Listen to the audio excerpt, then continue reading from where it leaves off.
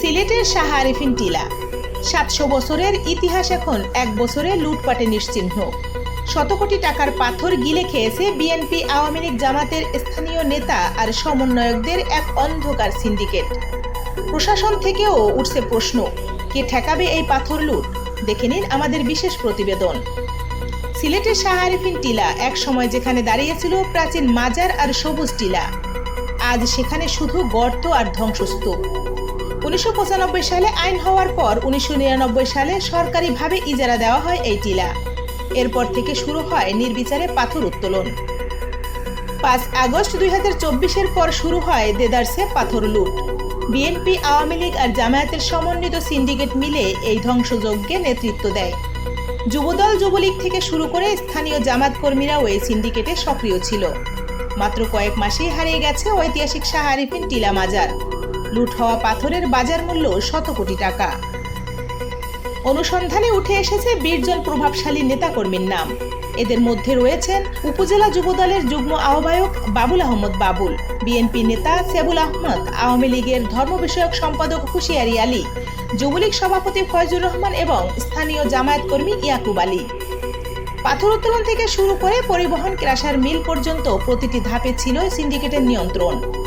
এক একটি পাথরের নৌকার প্রকৃত দাম ছিল ৮,০০০ টাকা, কিন্তু শ্রমিকদের কাছ থেকে কেনা হতো তা ২,০০০ করে।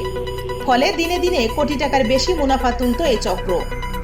এই লুটের সঙ্গে যুক্ত আরও অর্ধশতাধিক নাম উঠে এসেছে। তালিকায় আছে বিএনপি, আওয়ামী লীগ, যুবলীগ, ছাত্রদল, জামায়াতের প্রভাবশালী নেতা ও স্থানীয় ব্যবসায়ীরা। অভিযোগ আছে পাথরবাহী ট্রাক ও ট্রাক্টর থেকে চাঁদাবাজির সঙ্গে যুক্ত পুলিশ সদস্যরাও। এমনকি উপজেলা নির্বাহী কর্মকর্তার সামনেই পাথর উত্তোলনের ফুটেজ পাওয়া গেছে। পরিবেশবাদীরা বারবার আন্দোলন করলেও ফল হয়নি। বেলার বিভাগীয় সমন্বয়ক জানিয়েছে, চেহারা বদলেছে কিন্তু অবৈধ উত্তোলন থামেনি।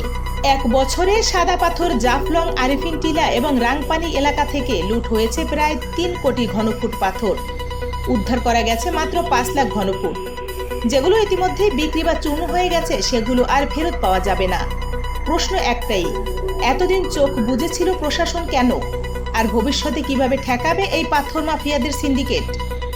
শাহ আরিফিন টিলার ইতিহাস এখন শুধু ধ্বংসস্তূপ। রাজনৈতিক দলের প্রভাবশালী নেতাদের যোগসাজশ আর প্রশাসনের নিরাপত্তা মিলিয়ে হারিয়ে গেছে কয়েক কোটি ঘনফুট পাথর। কিন্তু এর বিচার হবে কবে? আর প্রাকৃতিক সম্পদ রক্ষায় কে নেবে দায়িত্ব? উত্তর খুঁজছেন সিলেটবাসী। পরে আমজনতা যেভাবে আপনার সারা রাত দেশে এই কোম্পানির সব জায়গায় আপনার পাথর উত্তোলন তুলছে, ঠিক আছে? তো আমার এলাকা হিসাবে হয়তো আমার এটা হইতে পারে, এটার সাথে আমার এড করতে পারে, কিন্তু আমরা যেগুলো তারা কাছে যারা এই অবৈধ কাজের সাথে সম্পৃক্ত তাদের চেহারা হয়তো পাল্টেছে, কিন্তু আসলে অবৈধ কাজ কিন্তু থামছেন এবং কোনো ধরনের বড় পদক্ষেপ তাদের বিরুদ্ধে নেওয়া হয়নি যারা এই কাজের সাথে জড়িত। পদবি নাই, আমি কর্মী জামাতে।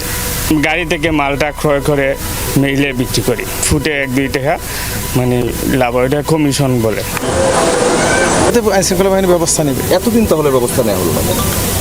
এতদিন ব্যবস্থা নেওয়া হলো না সেরকম বলা যাবে না। আমরা কিন্তু অলরেডি মোবাইল কোর্টের মাধ্যমে প্রায় ৫২ জনের উপরে ৫৫ জন মানুষকে ৫২ জনকে বিভিন্ন মেয়াদে কারাদণ্ড। একই সাথে হচ্ছে কি আমাদের নিয়মিত মামলা আছে, নিয়মিত মামলায় অনেকে গ্রেফতারও হয়েছে। একটা বিষয় কাজ হওয়া বলতে আপনি কি বোঝাচ্ছেন আমি জানি। এমনই আরো নতুন নতুন ভিডিও পেতে সাবস্ক্রাইব করুন বিআইএম নিউজ চ্যানেল। দেখা হবে পরবর্তী নতুন কোনো ভিডিওতে। ততক্ষণ ভালো থাকুন, সুস্থ থাকুন, নিরাপদে থাকুন। ধন্যবাদ।